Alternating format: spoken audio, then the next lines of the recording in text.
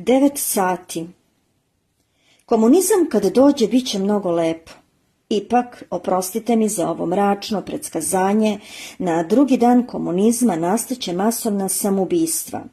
Novac će zadržati samo svoju fizičku meru i deo prostora. Po prodavnicama neće biti blagajni, učenici će dobijati dvojke na arhaično pitanje o vrednosti stvari.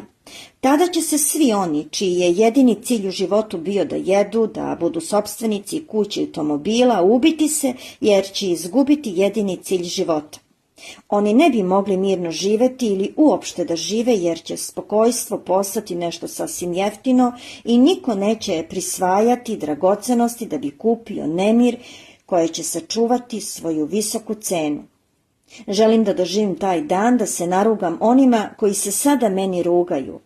Ti si poet, plaćaju ti dinar red, pa nemaš da kupiš čak ni tretinet.